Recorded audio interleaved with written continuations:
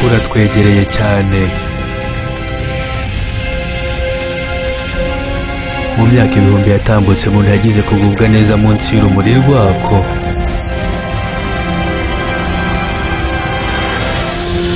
Kwabaye urumuri rw'akataraboneka ku bakora ingendo nijoro, ingengabihe ku bahinzi, n'indangacyerekezo y'abasare mu nyanja. Mu mico imwe n'imwe barakubashye ndetse ntibatinye no kugusenga bakwita Imana. Niwe mubumbe wonyine mu isanzure waba warasuwe na muntu. Ku munsi wa none zirateganya kuhashyira ikigo cyangwa ibiro bihoraho. Ubundi kuraho kuri mu buryo ki? Ukwezi kwacu ubundi gufite inkomoko he? Igisubizo cy'ibibazo ni amayobera kandi kiratangaje mu buryo abenshi mu batuye isi batigeze batekereza.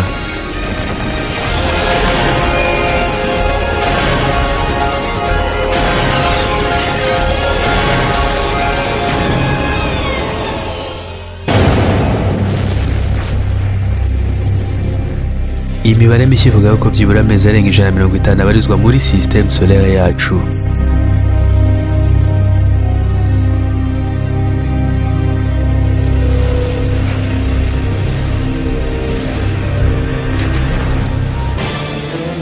Neptune hari 13 muri yo.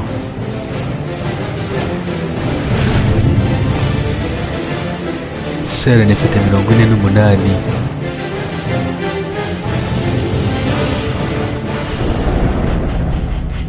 Jupiter iratangaje kuko yihariye 62 yose.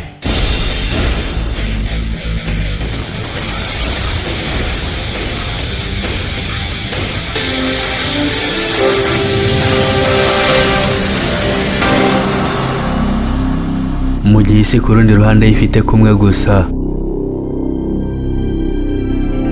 ariko kumwe kudasanzwe. Ukwezi kuzenguruka isi runa nk'uko abaromani bakwise, ni umwihariko ahanini urebeye ku bunini bwako. Ibi ariko ntibivuze ko ariko kwezi kunini muri système solaire yacu. Hari andi mezi menshi akwiga cyane mu bunini. Urugero ni kumwe mu mezi azenguruka Saturne inshuro 2 zose. Gusa ukwezi kwacu kukaba kunini ugereranije n'umubumbe kuzenguruka. Ni 1/4 cy'ubunini bw'isi, bityo kukaba kunini cyane ugereranije n'isi. Urebeye nko muri telescope uri ahitaruye, ubona isi ukabona n'ikindi kintu kinini ku ruhande kiyizenguruka. Ariko urebye nko kuri Jupiter cyangwa undi mubumbe uwo ari wo wose, ubona umubumbe munini koko, ukabona n'akantu kanzinya kawuzenguruka. Ukwezi kwacu kukaba kunini ugereranije n'umubumbe kuzenguruka. Imibare igereranya ibipimo by'isi n'ukwezi iregeranye cyane ku buryo abenshi mu banyasiyanse badatinya kugereranya ukwezi n'isi nk'imibumbe y'impanga. Intera iri hagati y'isi n'ukwezi ni mayili 234, urugendo icyogajuru gikora mu minsi 3. Umurambararo w'ukwezi ni 1/4 cy'umurambararo w'isi, mayili 2160. Umunsi umwe ku kwezi ungana n'iminsi yo ku isi 27 n'ibice bitatu. Ibyo bigaterwa hanini no ku ruhande rumwe rw'ukwezi ruhora rwitegeye isi. Ukwezi ntikwihindukiza na busa ugereranije n'isi. Ukwezi kugomba guhetura inzira yako isanzwe kugira ngo gukore urugendo rwuzuye ruzenguruka isi. Reka tubigereranye n'agakina abana bakina bazenguruka ikintu runaka, bakomeza kukizenguruka bakireba imbere yabo.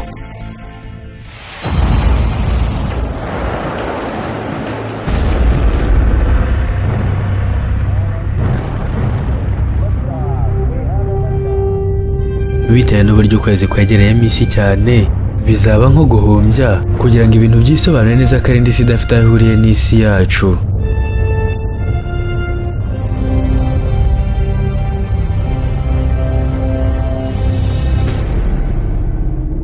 Ahantu hateye inkeke byo mu rwego rwo hejuru.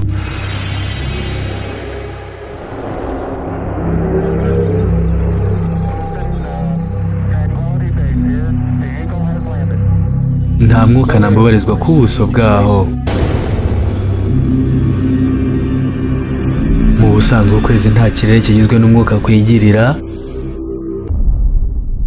bityo nta buryo bwo gutwara amajwi bwahaboneka. uramutse uhagaze ku kwezi n'inshuti ukagerageza kurema ikiganiro, inshuti yawe ntiyakumva na busa kereka ukoresheje radiyo cyangwa icyombo mu kuvuga.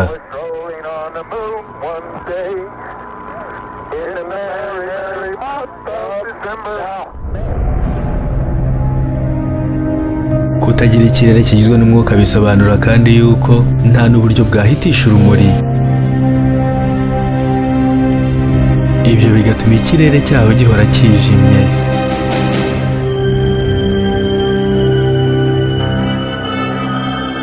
Hanyuma kandi imiterere y'ibibaya byaho igafasha kanzinya mu kugira icyo twakwibonera.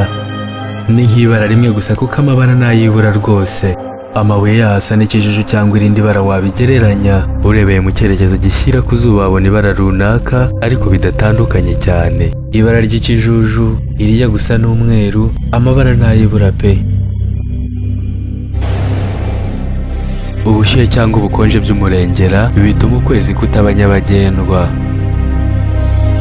Kuva mu bukonje ujya mu bushyuhe ntibigira gahunda na mba. Kuva kuri dogere 270 hejuru ya zeru ku manywa y'ihangu ukagera kuri dogere 240 munsi ya zeru mu gicuku.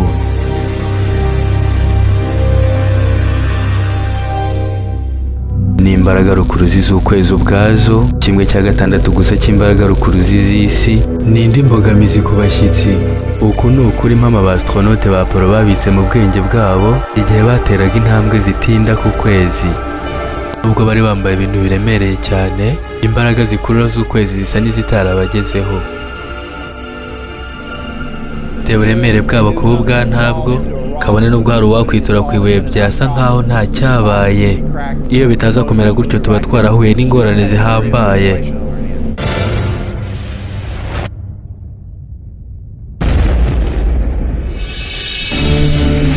Kutagira ikirere by'ukwezi ni ingenzi cyane kuko birinda uwajya ku kwezi kuba muri vide, ibura rya oxygene, ubushyuhe ndengakamere n'urumuri rutwika ruva ku zuba. Ariko ku rundi ruhande icyo bitagufashaho ni ukugukingira utube tuva ku zuba tugira umuvuduko wo hejuru. Aya mabuye agwa ku buso bw'ukwezi ubutitsa.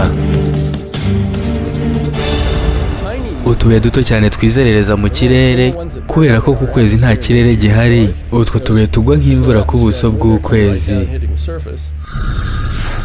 Utwo tubuye tugwa nk'imvura ku buso bw'ukwezi maze tukarema igice cy'umukungugu cyitwa Regulus.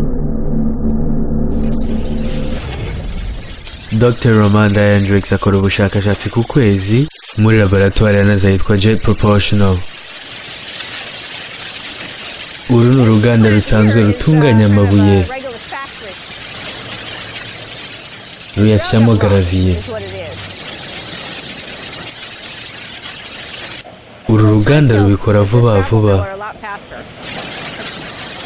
Aha tugeze byafashe igihe kiri munsi y'isaha.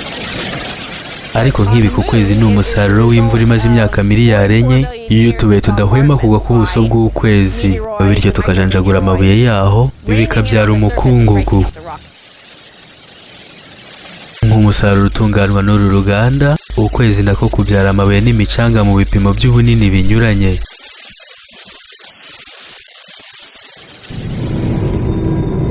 Umukungugu mutoya niwo wafashije ngo ibirenge by'abastronaute ba Apollo byishushanye ku kwezi. Uranogereye cyane ku buryo byateje utubazo duto abastronaute, nko kubasha gushinga ibikoresho byabo hasi, gusubira mu cyogajuru cyabazanye, utubazo duto nk'utwo.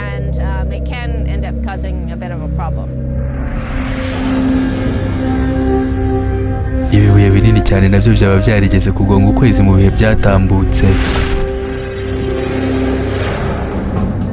Muri rusange ibi bibuye binini nibyo nyirabayazana w'ibinogo binini cyane byirabura bigaragara ku buso bw'ukwezi mu ishusho y'uruziga. Ibinogo benshi mu bantu babona ko bigaragara nk'amaso, izuru n'umunwa byo ku isura ya muntu.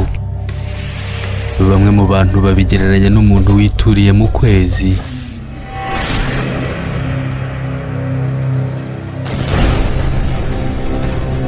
Ibi bibuye bicukura ibinogo binini ku buso bw'ukwezi, bimwe kubyambukiranya ni ibirometero 1120. Amakoro agishyushye apfupfunyuka munsi y'ubuso akarengera bya binogo.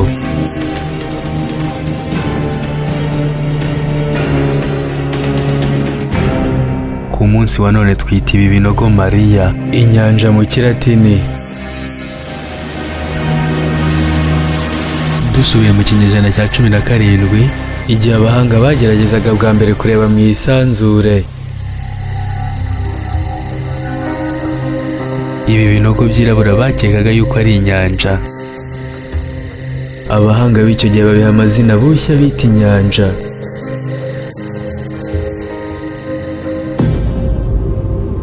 Akenshi bagiye baha ibi binogo amazina bagendeye ku byo bakekaga nk'impamvu zabiremye. Usangamo nk'icyo bita inyanja y'imiraba, inyanja y'ibibazo, yemwe n'icyo bita inyanja y'umutuzo. Bimwe mu binogo bikiri bito byaduhaye uburyo bwo kubyigaho. Ibi biranga muri rusange usanga hari byinshi bihuriyeho. Kimwe by'umwihariko ni icyitwa Mare Orientale cyangwa inyanja y'Iburasirazuba. Kucyambukiranya ni ibirometero 960, kandi ikibuye cyakiremye cyari kinini kandi cyaje kihitegeye. Ikinogo cyavuyemo gisa n'umwobo wanyuzemo isasu. Iyi Orientale iteye nk'ahantu harashwe n'isasu mu kirahure, ibimene bikajya impande n'impande. Akenshi abantu bavuga ko ibyo byabaye mu ruhande rwitegeye isi. Ntibitangaje kuko abantu bagira amakabya nkuru menshi ku kwezi. Abandi bati ni ikijisho kitureba.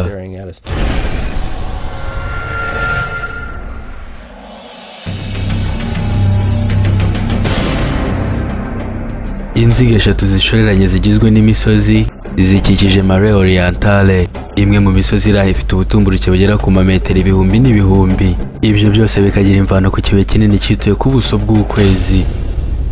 Iyo urebye ukuntu imisozi itondetse ku buso bw'isi, usanga imyinshi muri ifatanye, indi icomekanyemo ukuntu binogeye ijisho kubireba. Ukuntu imisozi itondekanye n'ahantu isuri yagiye inyura.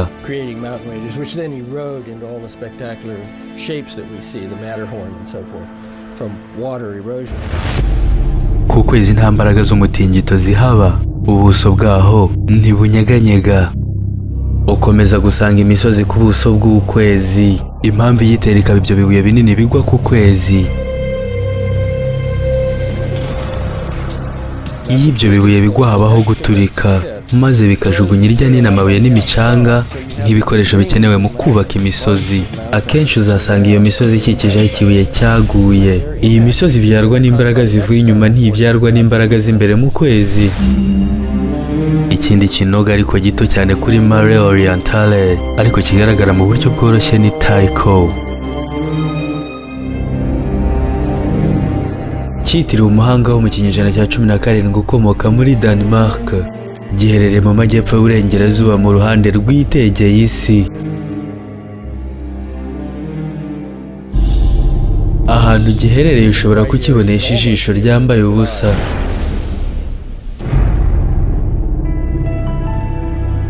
Iyo uko guturika kubayeho nk'uko byabayeho ku bindi binogo, umukungugu n'amabuye binyanyagira bijya hejuru.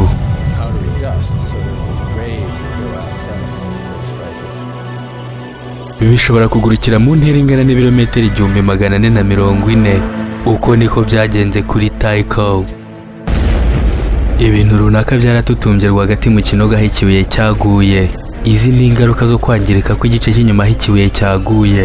Bimwe mu bintu byapfupfunyutse bishobora gututumbira aho ikibuye cyituye bikakigizayo, cyangwa se bikanagitwikira.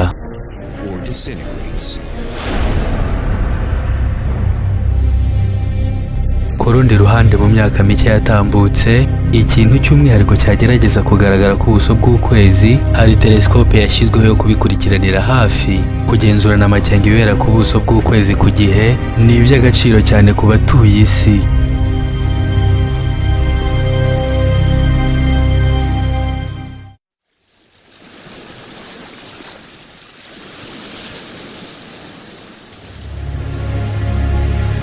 Mu myaka 15,000 yatambutse, umuntu wifashishije ukwezi nk'igitangarumuri.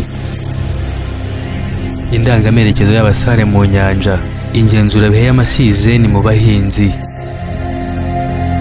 Igihebuje byose kwakoreshejwe nka kalendari. Mu myaka mike yatambutse yabanjirije yacu igezweho, gukurikiranira hafi igihe byari akazi katoroshye na busa. Abatubanjirije mu kugenzura igihe bari bafite amahitamo abiri gusa: kurebera ku zuba cyangwa ku kwezi. Uramutse ushatse kubara igihe udakoresheje kalendari nk'uko kera babigenzaga itaravuka, uramutse urebeye ku zuba nk'uko dukoresha kalendari ku munsi wa none, ni iminsi 365. Ni iminsi myinshi kandi isaba igihe kitari gito cyo kubikurikiranira hafi. Ugereranyije n'ibara minsi rishingiye ku kwezi, buri muntu yakubwira igihe ukwezi kugaragara kuzuye, ryari ukwezi gushya kugaragara. Biranoroshye kandi kumenya iminsi ukwezi kutagaragayemo. Ni iminsi 28 cyangwa 29 gusa. Abasiyantifike ba mbere bize kubara iminsi bahereye ku kwezi. Ababimburiye abandi mu kureba mu isanzure banabaye aba mbere mu kumenya ko ukwezi kugira uruhare mu ihinduramimerere ry'ibibera ku isi. Ukwezi niko mbona imvano yo kujya juru no kwika kw'imivumba n'imiraba by'amazi mu nyanja. Reka tugereranye ukwezi n'uyu mupira wa tenisi, isi tuyigereranya n'uyu mupira wa football. Imivumba iterwa n'imbaraga zikurura z'ukwezi. Birumvikana neza ko izo mbaraga zikurura zishyira ku kwezi zigakurura zishyira amazi y'inyanja zo ku isi.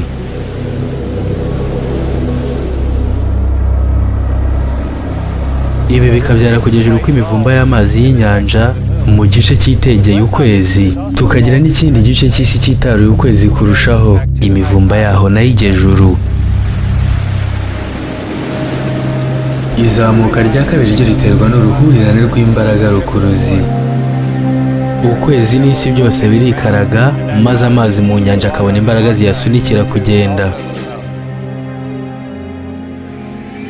Urugero rugaragaza neza kujya juru no kwika by'amazi y'inyanja warusanga ku nkombe z'inyanja muri Canada.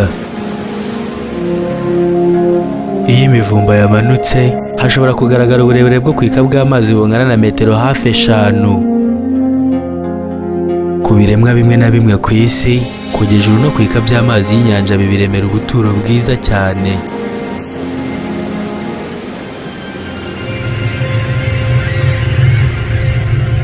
Urundi ruhare rw'ukwezi ku bibera ku mubumbe w'isi nta rundi keretse ko ubuzima nyirizina bushoboka kubaho ku isi.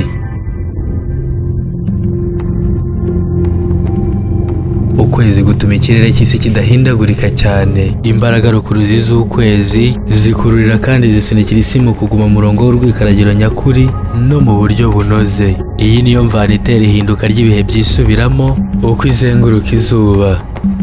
Iyo tuza kuba tudafite ukwezi cyangwa se wenda dufite ukwezi kunzinya cyane, ushobora kubigaragaza mu buryo bw'imibare y'uko imiyaga igaragara ku gasongero k'isi ka ruguru yajya ihindagurika ubutitsa. Mu gihe igishushanyo kigaragaza ko imfuruka yagera muri dogere 90, ubusanzwe ari 23 n'igice, ibintu byajya bihindagurika mu kajagari nta gahunda namba bigendeyeho. Ukwezi kwabaye ingirakamaro cyane mu gutuma ibyo bitabaho, uhereye ku murongo isi yacu yikaragiraho udasize n'imihindagurikire y'ikirere.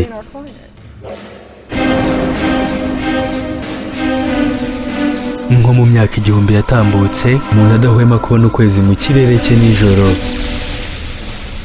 Abenshi batangiye kwibaza ku mvo n'imvano zako. Ukwezi kwavutse gute? Byagenze bite kugira ngo ukwezi kubashe kubaho? Mu mwaka wa 455 mbere ya Yezu, umuhanga w'umugereki mu byo kwitegereza mu kirere yavuze ko ukwezi ari ikibuye kinini cyamanyutse ku isi. Abantu benshi b'icyo gihe ukwezi bagufataga nk'Imana, abandi bakumva ko ari ikibumbe kinini cy'umuriro. Amaherezo ariko ibi bitekerezo byaje kwamburwa agaciro. Ibitekerezo byo gukekeranya ku mvo n'imvano z'ukwezi ntibyigeze bihagarara na busa, ariko ntawigeze abasha gushyira ahagaragara igitekerezo kinyuze abantu kugeza ejo bundi mu 1609, ubwo umuhanga w'umutaliyani Galileo Galilei yatunze telesikope ye bwa mbere ku kwezi, akaza kwemeza ko icyo yarebagaho cyari umurambi, undi mubumbe cyangwa indi si. Iyo urebye ku kwezi urebeye mu ndebakure cyangwa telesikope, ubona bitandukanye cyane nuko tubibonesha amaso gusa. Aho ko kubona kurambuye, ahubwo ubona ari ikintu kizinze cyangwa cyihese. Ushobora kubona ya myanya yijimye na bya binogo byose. uhita ubona rwose ko ari umubumbe cyangwa indi si.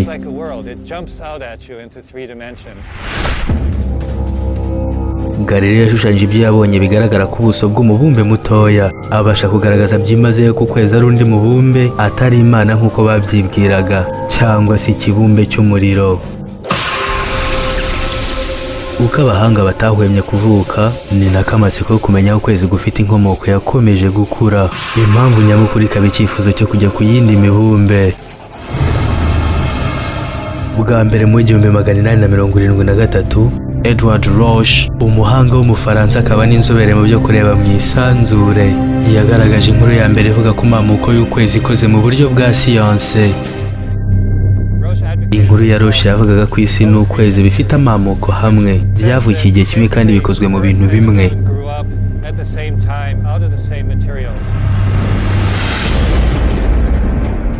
Abahanga bo ku bwa Roche bemeraga yuko imibumbe ifite inkomoko ku magaze yakonje bikageza avuyemo ibibuye.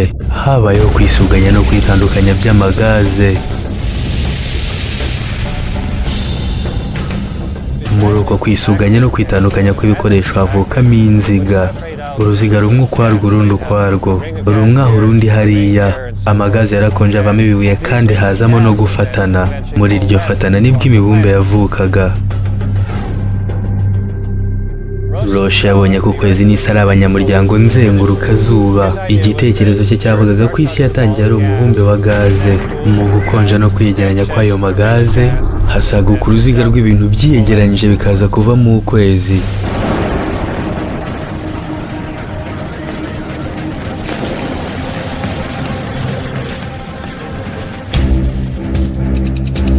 Iyi teori ya Roche ifite ikibazo. Icya mbere ni uko mu bigize ukwezi hagaragaramo ubutare buke ugereranije n'ibigize isi. Iyo iyi mibumbe ibiri iza kuba igizwe n'ibintu bimwe, ibipimo by'ubutare buyibonekamo byari kungana, ariko si uko bimeze. Bidateye kabiri, abahanga ntibahwemye kugaragaza ibitekerezo bishya bivuga ku mamuko y'ukwezi.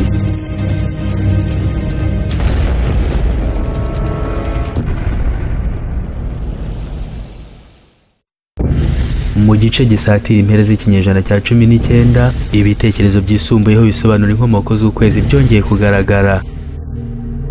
Mu mwaka wa 1873, Edward Roche, umuhanga ndetse akaba n'inzobere y'umufaransa, yavuze ko isi n'ukwezi byavutse mu gihe kimwe kandi bigizwe n'ubwoko bumwe bw'amagaze. Amaherezo iki gitekerezo cyaje guteshwa agaciro. Isi igizwe n'ubutare ku gipimo cyo hejuru ugereranije n'ukwezi.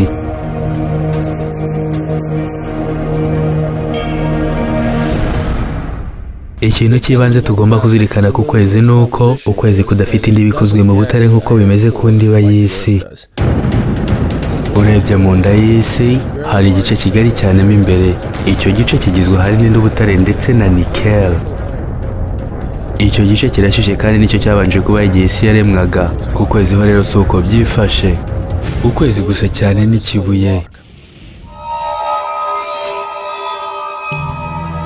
Abanyasiyanse babaruye uburemere bw'ukwezi nyuma yo kukwitegereza no gukoresha imibare.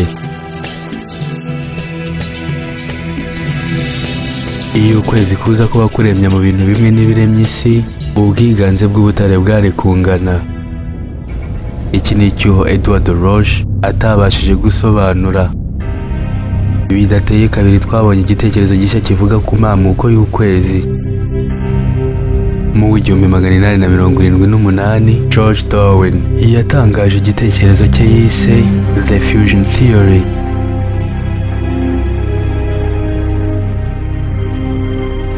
Iki gitekerezo cyashishikaje benshi kuko George Darwin yari afite se w'ikirangirire, Charles Darwin, umwanditsi w'igitabo cyiswe The Origin of Species. Muri icyo gihe yabaye nk'usosoka mu kwaha kwa se, nuko aza kwamamara nk'inzobere ku bijyanye n'imiraba yo mu nyanja. Mu isesengura ryimbitse yakoze ku isano iri hagati y'imiraba yo mu nyanja n'ukwezi, George Darwin yageze ku mwanzuro wemeza ko uko iminsi igenda itambuka, ukwezi kugenda kwitarura isi.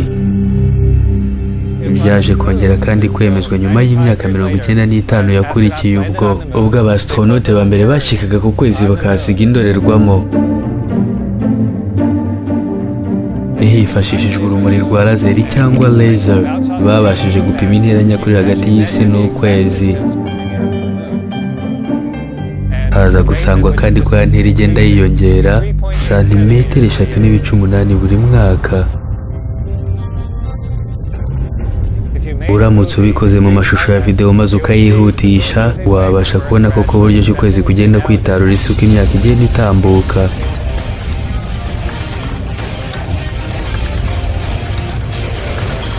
George Darwin yatangiye kwibaza uko byagenda ukoze rwa rugendo usubira inyuma. Iyi filime uyirebye isubira inyuma, uramutse ukoze rwa rugendo usubira inyuma, noneho ukwezi kwarushaho kugenda gusatira isi. Ukwezi n'isi byombi bikongera umuvuduko wo kwikaraga. Ibyo birumvikana neza ko byarangira ukwezi kugonze isi. Igitekerezo cya Darwin cyavugaga yuko mu gihe isi yikaragaga ikiri gaz, igice gito cyayomoyeho biza kurangira gihindutse ukwezi kwacu.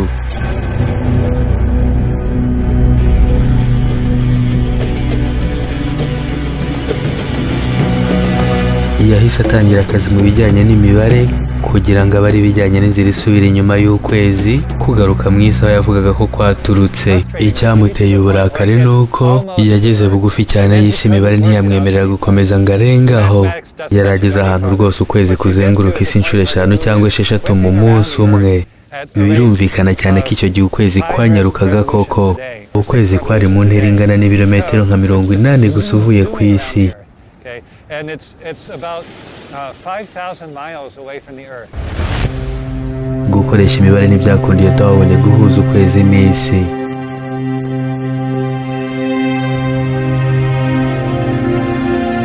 The fusion theory yamaze imyaka ibarirwa muri za 40 yigwaho n'abahanga. Ingendo y'isi n'ingendo y'ukwezi ntibyemera ko kimwe cyavuka mu kindi. Isi yaba yaranyarukaga cyane mu kwikaraga ku buryo butashyikira umuvuduko yikaragiraho ku munsi wa none. Ikibazo cyo gushakira Luna amamuko ntigihagarariye aha, ahubwo kirakomeje. Igitekerezo gishya kirenda gushyirwa hanze n'umunyamerika. Mu mwaka wa 1909, Thomas Jefferson Jackson C yari kapiteni muri Leta Zunze Ubumwe za Amerika, agatura Mare Island hafi ya San Francisco. Akazi yahemberwaga kari ugucungira isaha ku gihe mu gice cy'uburengerazuba bwa Leta Zunze Ubumwe za Amerika. Ku rundi ruhande C yari yifitemo impano yo kuba umunyasiyanse. Mu buto bwe yihuguriye ibyo kureba mu isanzure. Ni umwe mu banyamerika ba mbere babonye doktora muri astronomy. Yagiye mu Budage ahakura PhD muri astronomy. Icyo gihe byari ibintu bisa n'ibitangaje kuko Leta Zunze Ubumwe za Amerika zari zikiri hasi mu bijyanye na siyansi nko mu 1800. Ahantu C yakoraga Mare Island hari indeba kure. Nka captain yari afite uburyo n'igihe byo kuyikoresha uko abishaka. Yamaze igihe kinini yiga ku bitekerezo byabanje byavugaga ku mavu n'amavuko y'ukwezi.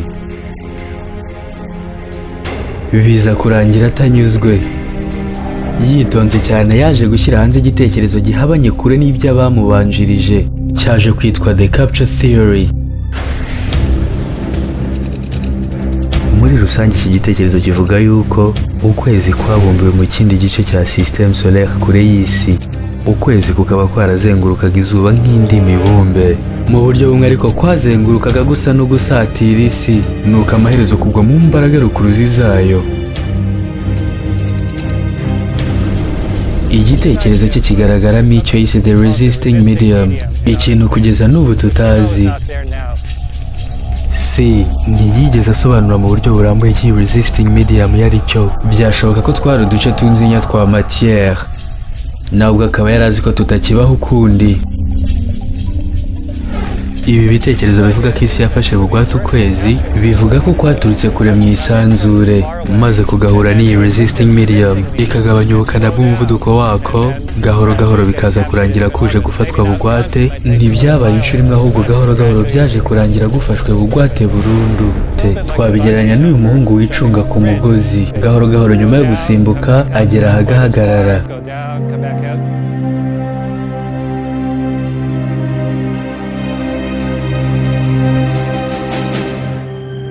hanyuma akaguma hasi. Igitekerezo cy'ifatwa bugwate nticyasobanuye ikinyuranyo kigaragara hagati y'ibigize ukwezi n'ibigize isi. Iyo ukwezi kuza kuba gukomoka kuri ibikugize byari kuba bihabanye cyane n'ibigize isi. Ku rundi ruhande ariko ntibyumvikana ukuntu imbaraga rukuruzi z'isi zabasha gukurura kandi ngo zerane ikintu kinini bingana kuriya. Nta resisting medium yabaho ku buryo yaganza ukwezi n'ubunini bwako. Ibi bitekerezo byose uko ari bitatu ntibisobanutse. Amavu n'amavuko y'ukwezi akomeje kuba amayobera.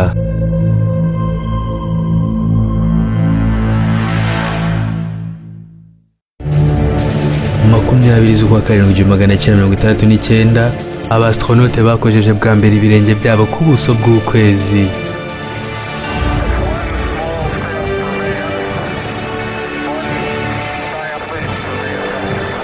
Bashyikiye mu gice cyo hasi kimwe muri bya binogo byacukuwe n'amabuye kizwi nka Sea of Tranquility.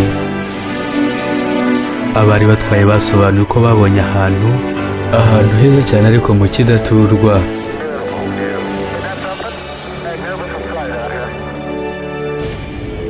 Abastronaute ba Apollo bagarukanye ubutaka buvanze n'amabuye ibiro hafi 22 bavanye ku kwezi bwitwa Regolith.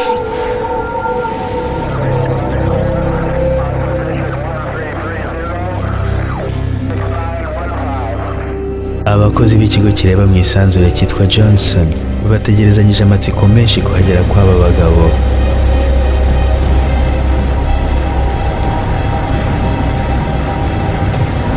Ibi byari ibihe by'akataraboneka kandi by'amatsiko cyane. Nta n'umwe muri twe wari uzi ibyiteze kuba.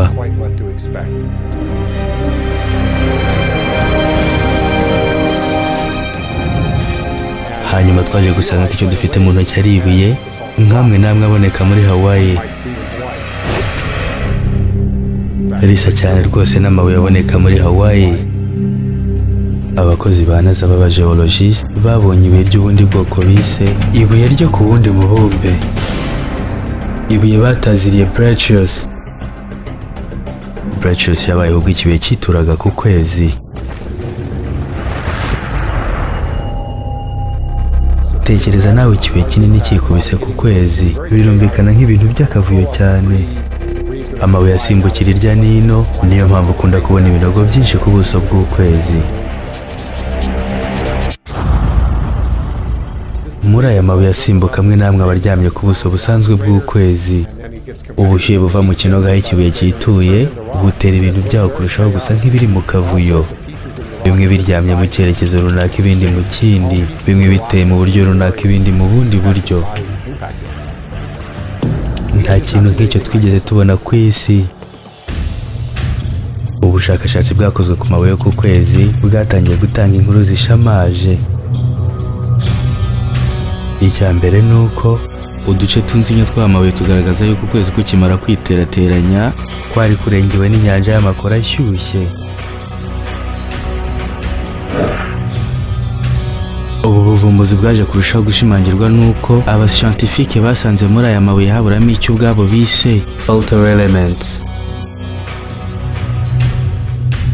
Faulter elements ni zimwe zishobora kwiyevapora mu buryo bworoshye cyane, zikazimira burundu iyo habayeho gucanira ibuye. Amazi cyangwa potassium ni ingero nke za Faulter elements. Hanyuma wagerageza kugereranya amabuye yo ku kwezi n'andi mabuye, uza gusanga yuko amabuye yo ku kwezi asennye cyane.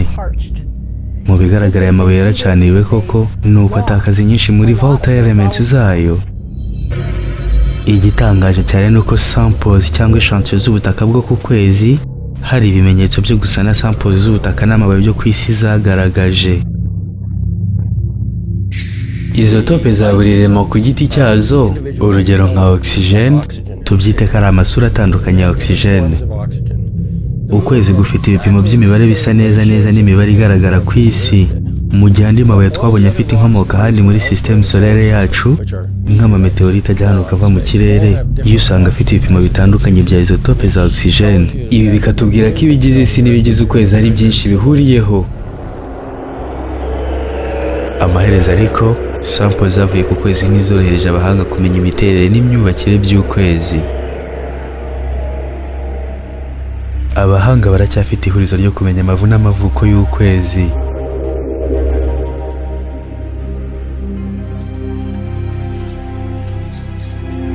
Kubwa William Hartman wo mu kigo Planetary Science cyo muri Arizona, ubushakashatsi bwavuye mu mabuye y'ukwezi hari ibintu byinshi bwashimangiye amaze imyaka hafi 10 yigaho. Umwe mu bahanga banyuranye bagerageza kwiga ku isanzure, Hartman yabonye impamyabumenyi muri kaminuza ya Arizona mu 1960. Yaje kugira uruhare ruziguye mu gukora ikarita igaragaza ibinogo biri ku buso bw'ukwezi, kuva kuri bimwe binini byiswe inyanja kugeza ku tunzi y'inyabigoye kubona.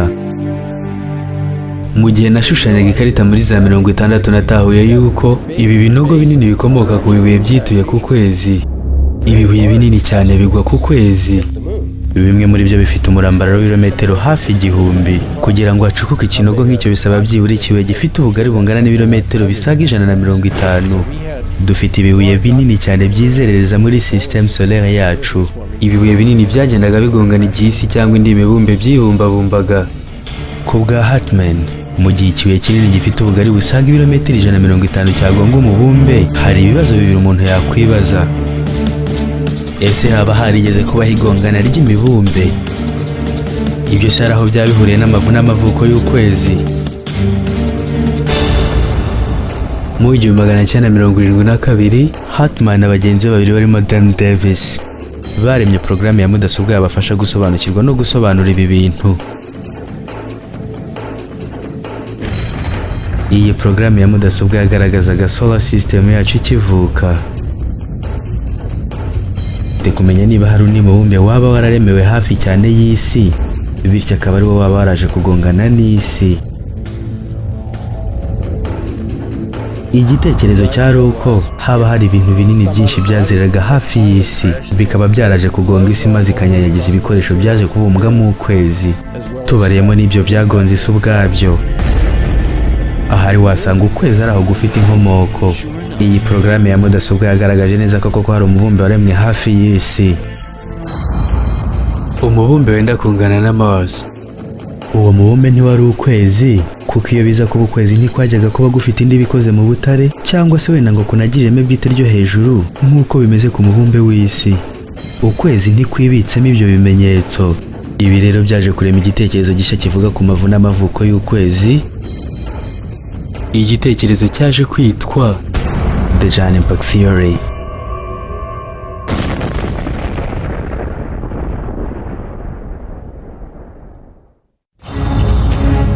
Mu mwaka w'1974, igitekerezo gishya kivuga ku mavu n'amavuko y'ukwezi cyageze ku meza y'abanyasiyanse. Aba banyasiyanse babanje gushidikanya kuri Giant Impact Theory. Igitekerezo nyamukuru kivuga ku nkuru zabayeho mu myaka miliyari 4 n'igice yatambutse. Isi yagonganye n'umubumbe munini wenda kungana na Mars.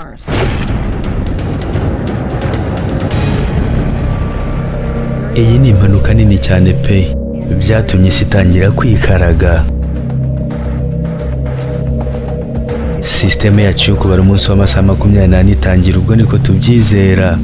Iyi mpanuka yari nini cyane ku buryo yanyanyagije ibintu muri zone ikikije isi.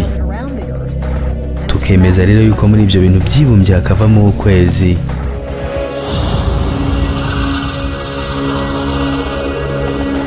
Dr. Robin Canup wa Southwest Research Institute muri Texas yubatse porogaramu ya mudasobwa yo kwiga birambuye ibyabaye muri Giant Impact. Ibivungukira by'isi n'iby'umubumbe wayigonze byavuye mu duce twinshi cyane. Hanyuma buri kamwe muri utu duce kagiye gakururwa biciye mu mbaraga z'ibyabaye. Iyi video iragusubiriramo ko ibintu byagenze kuva hasi kugera hejuru. Isi yari ishyushye cyane mbere y'uko ibi biba, yari ku rugero rwo gushonga. Ku ikubitiro umubumbe wagonze waturutse muri iki cyerekezo, maze ugongera isi mu gice cyo hejuru. Umubumbe wagonze nawe warashwanyaguritse uva mu duce twinshi nk'uko mubibona hano. Igice cy'inyuma cy'isi cyashonze neza nyuma y'iri gongana. Iri gongana niryo ryateye isi gutangira kwikaraga. kandi birigaragaza neza ko iri gongana ryakoze igisa no guconga cyangwa gushyira isi ku bipimo. Nyuma y'amasaha nk'abiri yo kwitegereza urabona ko hari urujya n'uruza rw'ibintu. Ibi byaje kurangira byigabye mu mirwi ibiri. Kimwe muri ibi bice bibiri bigaragara ko cyegereye isi cyane kigizwe n'ibintu bishyushye cyane. Iki gice cyarongeye kigonga isi bundi bushya. Byitegereze neza ahangaha.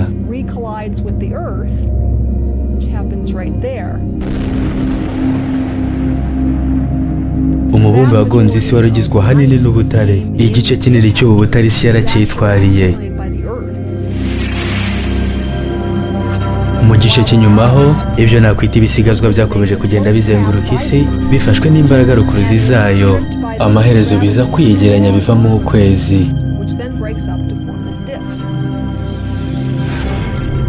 Ibyo bikoresho ni isi ibisigazwa byishyize hamwe maze biri mu kwezi mu gihe kitageze ku mwaka nyuma ya ryagongana.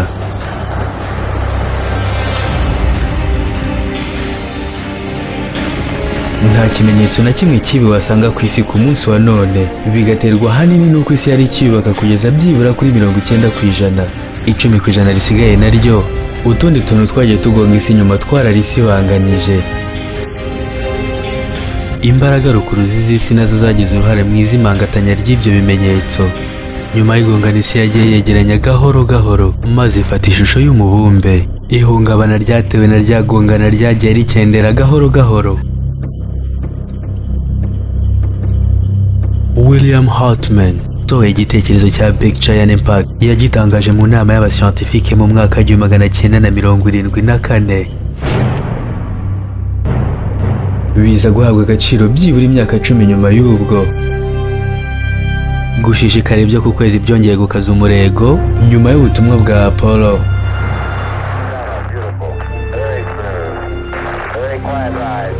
Amaherezo mu 1974 mu nama ya Luna yabereye Hawaii, ni mu myaka 12 nyuma y'ubutumwa bwa Apollo bw'abahanga ba mbere ku isi bashyitse ku mwanzuro. The Giant Impact Theory nicyo gitekerezo kirusha ibindi gusobanura neza amavu n'amavuko y'ukwezi. Hari abantu bake bakibishidikanya kuko bisa n'ibitaremezwa burundu, ariko muri rusange iki nicyo gitekerezo kigaragara kandi gisobanutse. Ugerageje kureba mu bindi bitabo nka Planetary Science, Geology, iki nicyo gitekerezo cyemewe, nubwo hakigaragara utuntu duke tugisaba ibisobanuro.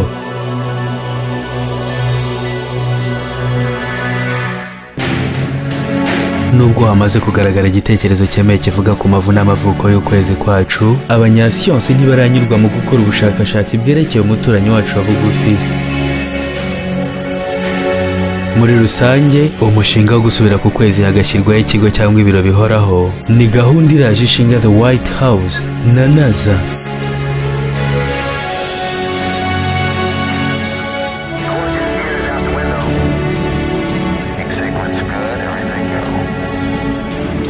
Ikigo nk'iki cyaba ari ahantu heza cyane ho kumenyereza abastronaute kumara igihe kirekire mu isanzure.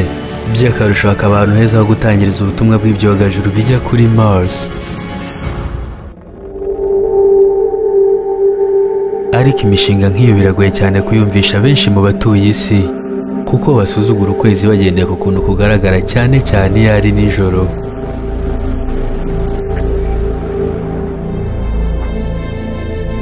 Kuri twe nk'abantu babonye neza ko hahoze inyanja y'amakoro agurumana, ubutaka bwaho ubusanzwe bubyarwa n'imvura ihagwa y'amabuye n'ibindi bintu binini cyane bihitura, nta na gito bigabanya ku rukundo dufitiye umuturanyi wacu wa bugufi ari we ukwezi.